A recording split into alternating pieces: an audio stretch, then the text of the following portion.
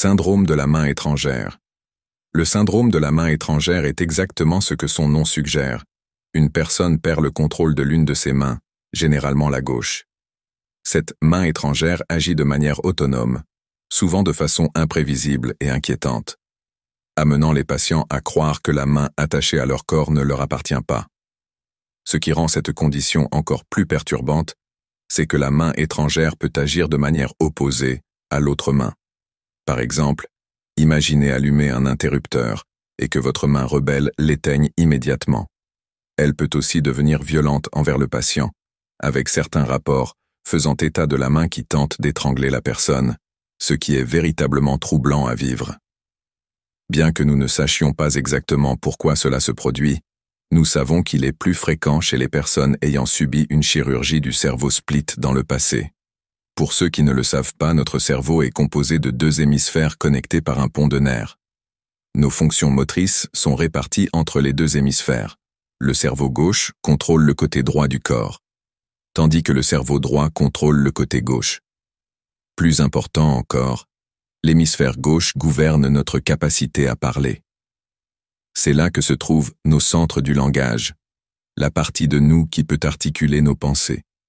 En un sens, c'est la voix de ce que nous sommes. Cependant, lors d'une chirurgie du cerveau split, le corps calleux, qui relie les 2 hémisphères, est coupé pour traiter des épilepsies graves et résistantes aux médicaments. Selon la théorie, cette intervention empêche l'hémisphère droit de communiquer ses intentions à l'hémisphère gauche, qui contrôle la parole. En silence, le cerveau droit reste conscient, éveillé et fonctionnel, mais sans voix pour s'exprimer. Et n'ayant aucun moyen de vocaliser ses intentions, le cerveau droit se sert souvent de la main qu'il contrôle. Un exemple réel de ce phénomène est celui de Karen Byrne, du New Jersey. Elle a subi une chirurgie du cerveau split à l'âge de 27 ans pour traiter son épilepsie, et cela a été un succès. Mais ensuite, sa main gauche a commencé à bouger d'elle-même. Lors d'une interview, Karen a expliqué la première fois que cela s'est produit lors d'une visite chez le médecin. Le docteur O'Connor a dit « Karen, que fais-tu? Ta main est en train de te déshabiller. » Avant qu'il ne dise cela, je n'avais aucune idée que ma main gauche était en train de déboutonner ma chemise. Alors, j'ai commencé à reboutonner avec la main droite et dès que je me suis arrêté, la main gauche a recommencé à déboutonner. Il a alors passé un appel d'urgence à l'un des autres médecins et lui a dit « Mike, tu dois venir tout de suite, on a un problème. » Elle expliqua aussi comment cela compliquait désormais sa vie quotidienne en disant « J'allumais une cigarette, je la posais sur un cendrier, puis ma main gauche avançait et l'éteignait. Elle prenait des choses dans mon sac à main sans que je ne m'en rende compte et je partais. J'ai perdu beaucoup de choses avant de réaliser ce qui se passait. Le pire, c'est que la main gauche attaquait parfois Karen et se mettait à la frapper sans raison. En fin de compte, si la théorie du cerveau split est correcte, elle soulève des questions inquiétantes sur notre identité. Mais aussi effrayantes que soient certaines de ses implications, je doute que nous obtenions des réponses concrètes de sitôt, car ce trouble est tellement rare qu'il est difficile à étudier. De plus, notre cerveau est bien trop complexe pour être pleinement compris avec la technologie médicale actuelle. Fugue dissociative. La fugue dissociative est une condition rare, où une personne oublie tout ce qui concerne son identité et son passé. Cependant, ce qui distingue cet état d'une simple amnésie, c'est que la personne atteinte n'est ni confuse ni effrayée par cette perte soudaine de mémoire. Au contraire, elle reste pleinement consciente de son environnement et entreprend souvent de voyager vers des lieux éloignés, comme si elle était à la recherche de quelque chose. Dans certains cas, elle peut même commencer une toute nouvelle vie fonctionnelle sous une autre identité. Ce symptôme est probablement l'aspect le plus troublant de ce trouble. C'est presque comme si la personne que vous reconnaissez comme étant vous-même prenait du recul, laissant quelqu'un d'autre contrôler votre corps. Ces secondes vies peuvent sembler si normales que, à moins de connaître la personne auparavant, personne ne pourrait deviner qu'elle souffre d'une telle condition. Une personne peut passer des mois piégée dans cette identité alternative, vivant une vie complètement différente, tandis que ses proches la considèrent comme disparue. Nous n'avons toujours pas une compréhension claire de la manière dont ce trouble se produit. Cependant, il est fortement corrélé à l'amnésie et, plus important encore, aux troubles dissociatifs de l'identité, également connus sous le nom de troubles de la personnalité multiple. Les causes d'un trouble aussi extrême peuvent inclure un traumatisme mental ou physique sévère, l'utilisation de substances psychotropes ou, dans certains cas, un effet secondaire de la démence. Heureusement, aucun cas de fugue dissociative n'a jamais été permanent. Tous les patients finissent par retrouver leurs esprits, se retrouvant alors dans un lieu inconnu sans aucun souvenir de la manière dont ils y sont arrivés. Cependant, si certains récupèrent leur mémoire peu de temps après être sortis de l'état de fugue, d'autres restent incapables de se rappeler quoi que ce soit de leur passé, comme ce fut le cas pour Jeffrey Allen Ingram. Le 10 septembre 2006, Jeffrey s'est réveillé sur un trottoir à Denver, dans le Colorado. Se réveiller sur un trottoir est déjà une expérience troublante en soi, mais Jeffrey a dû affronter une réalité encore plus déconcertante. Il n'avait aucun souvenir de son identité, ni de la façon dont il s'était retrouvé là. It was early in the morning. I'm not sure at what time. It looked like the sun was just starting to come up, so there was some light there. I was half picking myself off of the ground, and I had no idea where I was. I didn't recognize no buildings, no streets, no nothing. Il fouilla frénétiquement ses poches, espérant y trouver une pièce d'identité ou tout autre document mentionnant son nom. Malheureusement, tout ce qu'il trouva fut $8 en liquide. Incapable de se rappeler le moindre détail de son passé, Jeff se tourna vers les passants pour demander de l'aide. Hélas, leur réaction fut bien moins bienveillante qu'ils l'espéraient. Pour eux, Jeff ressemblait à un vagabond sous l'emprise de drogue. And it was extremely terrifying. They turned me away as if I was, someone that lives off of the streets or was some kind of a psychotic person, like you don't know where you are kind of thing. N'ayant aucune autre option à sa disposition, Jeff décida de mettre en œuvre la solution la plus logique qui lui vint à l'esprit à ce moment-là, trouver un hôpital. Cependant, il n'avait pas assez d'argent pour prendre un taxi. Il entreprit donc le trajet à pied, et après avoir marché sans relâche pendant 8 heures, il finit par en trouver un. Pourtant, en raison de sa perte totale de mémoire, même obtenir un rendez-vous à l'hôpital s'avéra être un défi monumental. And I ended up walking into Denver Health. I walked up to where they take the admissions and stuff like that, and said I need help. They go, okay, well, what is your name? I said, I have no idea. That's what I'm here for. She says, well, you got to put something down. I said, I don't know my name. Like, you guys don't understand. So they just gave me a name and stuff there, John Doe. Still drilled me, what's your name? I said, I don't know. And I'm in tears at this time. I'm shaking really bad. I can barely stand up. À l'hôpital, les médecins tentèrent tout ce qui était en leur pouvoir, des médicaments aux thérapies, pour l'aider à retrouver la mémoire. Mais même après 6 semaines de traitement, Jeff n'avait toujours aucune idée de son identité. La seule option qui lui restait était de rendre son visage aussi visible que possible, dans l'espoir qu'une personne de son passé puisse l'identifier. Ainsi, le 22 octobre, il apparut à la télévision nationale pour solliciter de l'aide. I don't know. It's hard to explain. I just try to look for information in my head, and it's not there. It's just blank. Yeah. What's the hardest part about that, then? About not knowing? It's very stressful, yes. Can you do me a favor? Can you take off your hat so we can see what you look like without the baseball cap? Because people may remember you that way. And do you know if you always wore glasses, or you just have no idea? I have no idea. Why don't you take those off as well so we can see what it looks like without the glasses? Heureusement, sa fiancée, Penny Hanson, le reconnut et contacta immédiatement la police.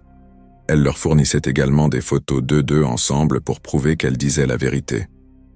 Jeffrey Ingram hugged his fiancée today, who just 24 hours ago, he couldn't even identify. He didn't even know himself. Il s'est avéré que Jeff était un machiniste de 40 ans originaire d'Olympia dans l'État de Washington. Le 6 septembre, il était parti rendre visite à un ami au Canada gravement malade du cancer, et c'est à ce moment-là qu'il entra dans son état de fugue pendant les 4 jours suivants. Le stress de savoir qu'un ami cher pouvait décéder à tout moment à cause d'une maladie terminale était probablement ce qui avait déclenché le trouble. Cependant, il est important de noter que ce n'était pas la première fois que Jeff vivait une telle expérience. Il avait déjà disparu pendant 9 mois, en 1995. Bien qu'il ait rapidement retrouvé la mémoire après être sorti de cet état de fugue, malheureusement, cela ne se reproduisit pas en 2006.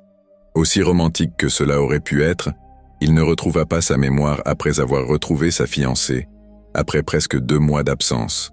Il lui fallut des années pour se réadapter à sa vie d'avant. Afin d'éviter une telle confusion à l'avenir, Ingram commanda des chaussures GPS et se fit tatouer ses informations d'identité.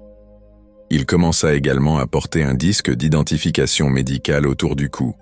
La partie la plus perturbante de l'incident, cependant, était qu'il se souvenait avoir eu 2 enfants qui étaient morts dans un accident de voiture.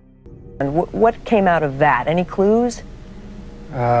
Few clues that I might have worked in New York or in the New York area. That I did have a family. That you did have a family. A wife and 2 kids, and they were all killed in a car crash somewhere by a drunk driver. Maybe in the New York area, we're not sure. Mais selon Penny, Jeff n'avait jamais eu d'enfant auparavant. Quant à la raison pour laquelle il se souvenait de quelque chose d'aussi traumatisant, bien que cela ne soit pas vrai, nous ne le saurons probablement jamais avec certitude.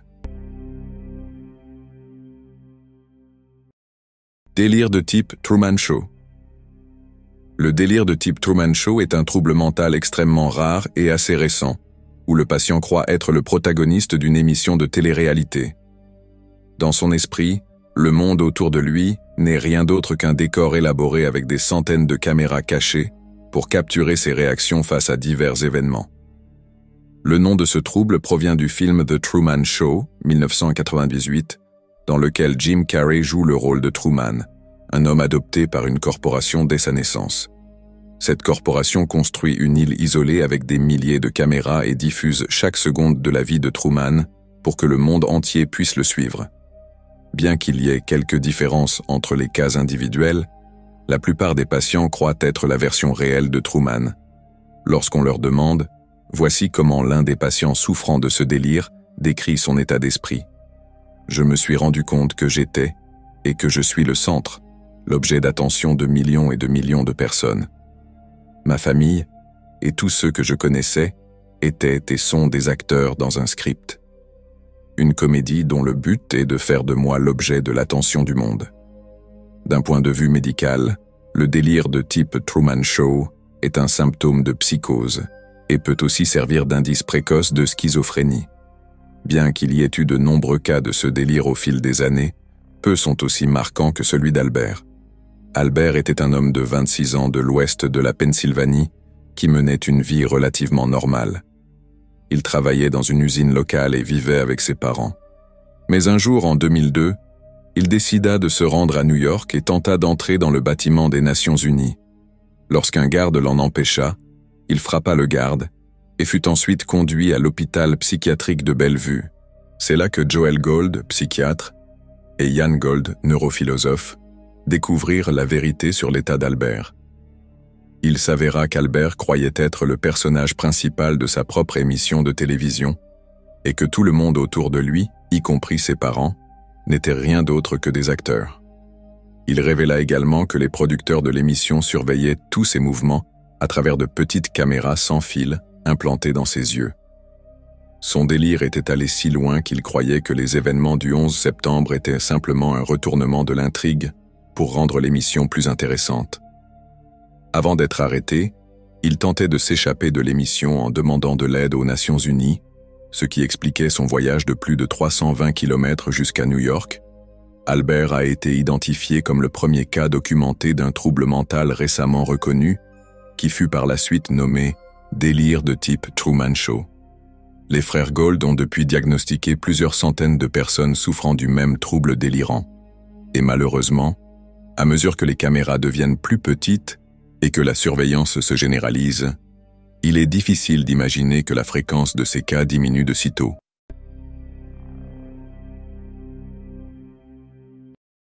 L'agnosie visuelle. L'agnosie visuelle est un trouble rare lié à la vision, où la personne affectée a des difficultés à reconnaître les objets. Elle peut toujours techniquement voir ce qui se trouve devant elle, mais elle n'arrive pas à identifier correctement ce qu'est l'objet.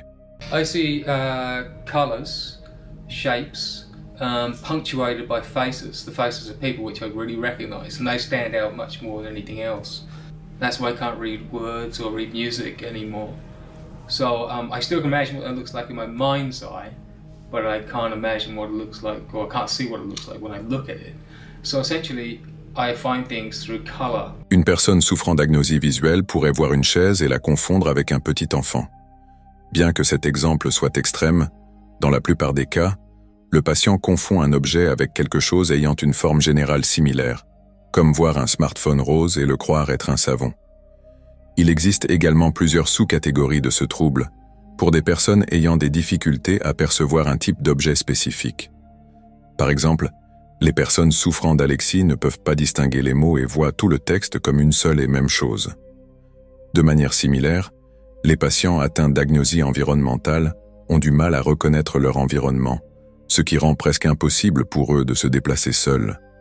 L'agnosie visuelle est fascinante non seulement en raison de son impact sur la perception, mais aussi parce qu'elle nous donne un aperçu des mécanismes complexes du cerveau et de ce qui se passe lorsque ces processus se dégradent. Dans de rares cas, cela peut être déclenché par un traumatisme, comme une blessure à la tête ou un AVC. Toutefois, la cause la plus courante est simplement le vieillissement, en particulier dans des conditions telles que la démence, qui affecte la capacité du cerveau à traiter et interpréter les informations visuelles. Ce n'est pas comme si le patient se réveillait un jour incapable de reconnaître les objets qui l'entourent. Cela commence petit à petit, avec des erreurs d'identification occasionnelles, avant de s'aggraver avec l'âge. Et c'est exactement ce qui est arrivé dans le cas le plus célèbre d'agnosie visuelle, documenté par le neurologue Oliver Sacks dans son livre intitulé « L'homme qui prenait sa femme pour un chapeau ».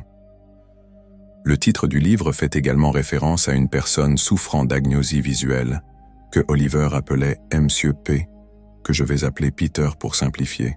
Peter était un chanteur et musicien qui est devenu professeur de musique dans ses dernières années. C'est pendant son temps à l'école que les premiers signes de ses problèmes visuels ont commencé à apparaître. Parfois, un étudiant se tenait devant lui et Peter ne le reconnaissait pas. Plus précisément, il ne reconnaissait pas le visage de l'étudiant.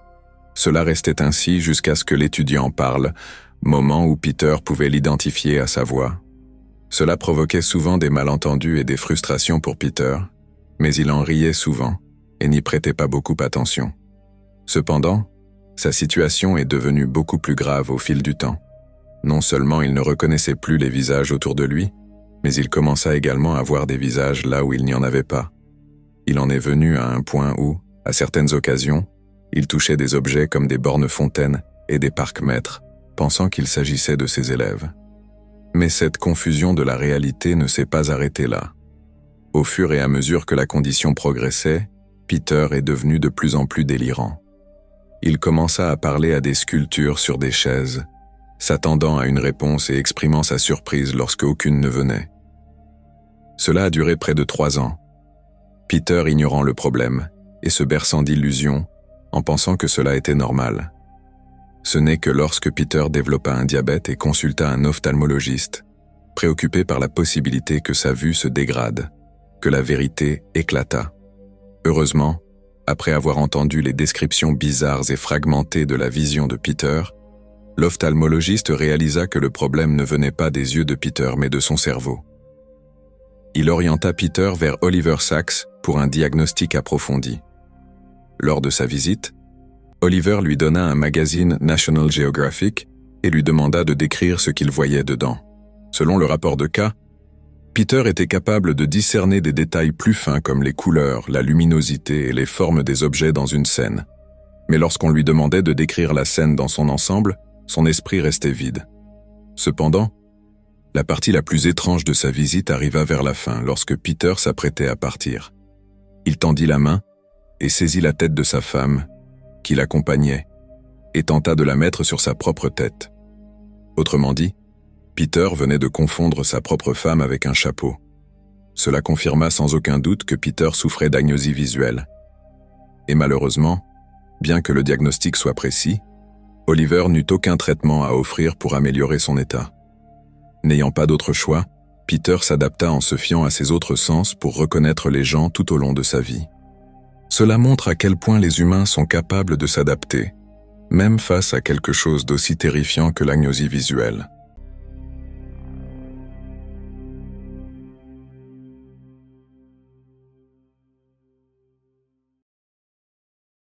Syndrome de Cotard.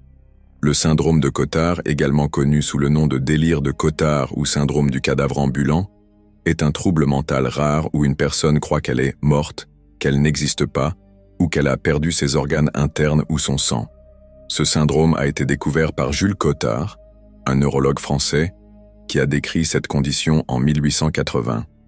Il l'a décrite comme une forme de dépression auparavant non reconnue, notant que ceux qui en étaient atteints montrèrent de nombreux traits souvent observés chez les individus souffrant de dépression sévère.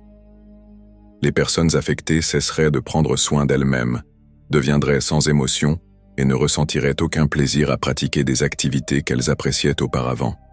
Cependant, des études ultérieures ont confirmé que le syndrome du cadavre ambulant n'était pas un trouble distinct. Il était plutôt le résultat d'une dépression extrême et d'anxiété menant à une psychose ou à la schizophrénie.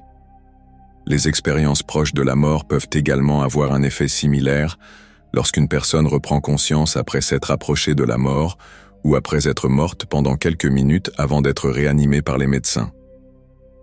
Quelque chose de similaire est arrivé à Warren McKinley, un ancien combattant de l'armée, qui a eu un terrible accident de moto. Bien qu'il ait survécu à l'accident, le stress résultant de l'impact et du traumatisme crânien dans son lobe frontal a provoqué le développement du syndrome du cadavre ambulant chez lui. What I felt was, what's the point? And that's how you felt emotionally. What's the point?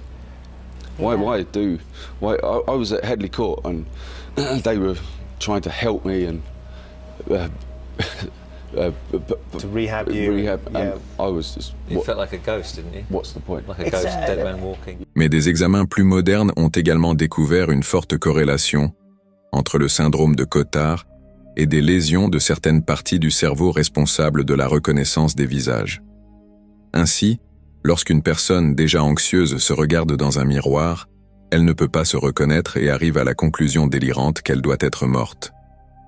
Les chercheurs ont aussi cartographié les 3 étapes clés du syndrome de Cotard. Et la chose effrayante, c'est que cela commence par être pratiquement indiscernable d'une dépression ordinaire dans ce qu'on appelle la phase de germination. Au cours de cette phase, les patients présentent des symptômes comme l'insomnie, la solitude et la perte d'intérêt pour leur vie personnelle et professionnelle. La phase suivante est connue sous le nom de phase de floraison. C'est à ce moment que les symptômes se transforment rapidement en quelque chose qui peut être reconnu comme le syndrome de Cotard. Pendant cette phase, les patients affirment souvent qu'ils ont des parties du corps manquantes ou en décomposition, qu'ils sont déjà morts, ou, dans certains cas graves, qu'ils n'existent plus. La dernière et la plus terrifiante des étapes du syndrome de Cotard est la phase chronique. À ce stade, les délires de mort sont ancrés dans l'esprit du patient, ce qui le conduit à refuser toute aide extérieure et à nier sa réalité. Une fois qu'une personne atteint ce stade, il devient extrêmement difficile de la réhabiliter, car dans son esprit, à quoi bon? Elle est déjà morte. Et bien qu'il y ait quelques exceptions, la plupart des patients à ce stade se retrouvent dans l'un des 2 camps distincts. Environ 55% des patients, le principal symptôme du syndrome de Cotard étant un délire d'immortalité. Ils croient avoir perdu des organes vitaux. Cependant, ils sont aussi suffisamment conscients pour remarquer que leur corps est toujours en mouvement. Dans des circonstances normales, ils verraient la preuve que leur corps fonctionne correctement et arriveraient à la conclusion rationnelle qu'ils ont toujours tous leurs organes vitaux. Malheureusement, la psychose causée par le syndrome de Cotard les conduit à une prise de conscience très destructrice. Ils sont fonctionnellement immortels. Cela a été exactement le cas pour la femme de 43 ans dont la condition a conduit Jules Cotard à découvrir le syndrome qu'il a appelé Mademoiselle X. Dans son rapport de cas, Jules a décrit en détail l'état de Mademoiselle X. Il a déclaré Mademoiselle X affirme qu'elle n'a pas de cerveau, pas de nerfs, pas de poitrine, pas d'estomac, pas d'intestin. Il n'y a que la peau et les os d'un corps en décomposition. Elle n'a pas d'âme. Dieu n'existe pas plus que le diable. Elle n'est rien d'autre qu'un corps en décomposition et n'a pas besoin de manger pour vivre. Elle ne peut pas mourir de mort naturelle. Elle existe éternellement si elle n'est pas brûlée. Le feu sera la seule solution pour elle. Malheureusement, Jules n'avait aucun moyen de traiter cette femme à l'époque. Elle est ensuite décédée de faim après avoir refusé de manger quoi que ce soit. Et bien que les personnes souffrant de cette forme de cotard trouvent un certain réconfort dans le délire qu'elles ne peuvent pas mourir, la vie du second groupe devient un cauchemar sans fin. Le cas le plus troublant auquel j'ai été confronté concerne un enseignant retraité de 65 ans, désigné sous le nom de Monsieur B dans le rapport de cas pour préserver sa vie privée. Appelons-le Brian pour simplifier. Au début de 2010, Brian a commencé à éprouver une multitude de symptômes négatifs, notamment de la tristesse, une mauvaise socialisation, de l'anxiété, une diminution du sommeil et de l'appétit, des idées de culpabilité et d'inutilité. Cependant, il ne fallut pas longtemps avant que ces symptômes ne se développent davantage avec des délires de catastrophe, de nihilisme et de persécution. Il commença également à avoir l'impression que ses organes ne fonctionnaient plus, que son cerveau avait cessé de fonctionner et que sa maison s'était fissurée et allait s'effondrer. Ce sentiment de nihilisme devint si insupportable que Brian tenta de mettre fin à ses jours. Heureusement, sa tentative échoua et il fut admis à l'hôpital. Des membres de sa famille ont également trouvé une note finale dans sa chambre qui révélait qu'il voulait en finir, car il craignait de transmettre une infection mortelle aux habitants de son village. Même après avoir été admis à l'hôpital, Brian tenta de se suicider à 2 autres reprises avant de devenir pleinement convaincu qu'il était déjà mort et de refuser de manger. Le seul rayon d'espoir dans cette affaire est que les médecins ont pu diagnostiquer son état comme étant un syndrome de Cotard à temps et le traiter en conséquence. Cela a constitué un développement significatif, d'autant plus que, contrairement à il y a 140 ans, lorsque Jules Cotard a découvert le syndrome, les options de traitement étaient pratiquement inexistantes. Et bien que le syndrome de Cotard ne soit pas officiellement reconnu comme une maladie mentale dans les manuels officiels tels que le DSM-5 et le CIM-10 de l'Organisation mondiale de la santé, j'ai trouvé plusieurs études qui suggèrent que traiter ce syndrome est possible. Et non seulement possible, mais de plus en plus efficace aujourd'hui, grâce à des méthodes telles que le traitement électroconvulsif et les médicaments psychiatriques. Et avec les progrès de la technologie d'imagerie cérébrale, nous espérons acquérir une compréhension plus approfondie des causes du syndrome de Cotard et trouver des moyens de le prévenir complètement. Le syndrome d'Ekbom. Le syndrome d'Ekbom, également connu sous le nom de parasitose délirante, est un trouble mental dans lequel les patients croient qu'ils sont infestés ou infectés par des insectes ou des parasites. Ceux-ci peuvent inclure des vers, des acariens, des bactéries et même des souris dans certains cas extrêmes. Il s'agit d'un type de trouble délirant où la personne souffrant de cette affection est convaincue d'avoir ces nuisibles qui rampent sous sa peau. Bien que le syndrome d'Ekbom ne cause pas de tort direct au corps du patient, il peut amener ce dernier à se blesser en tentant d'éliminer les parasites. Certains vont même jusqu'à se vaporiser des pesticides nocifs, ce qui entraîne des problèmes respiratoires potentiellement mortels. Heureusement, des médicaments et des traitements comme les antidépresseurs et la thérapie cognitivo-comportementale peuvent aider à réduire les symptômes à un niveau plus gérable. Cela dit, il y a une réalité dure et triste ici. La parasitose délirante se définit par une croyance erronée inébranlable. Ceux qui en souffrent sont totalement convaincus que des parasites envahissent leur corps, malgré toutes les preuves du contraire. En conséquence, la plupart des personnes affectées n'acceptent pas le traitement. C'est exactement ce qui s'est passé avec une femme de 53 ans en Colombie en 2017. Lorsqu'elle a demandé de l'aide médicale, elle vivait déjà avec le syndrome d'Ekbom depuis 5 ans.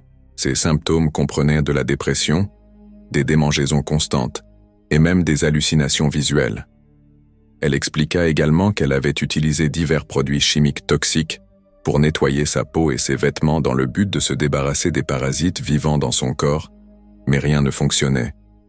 En plus de cela, elle avait apporté un échantillon de ce qu'elle prétendait être les parasites.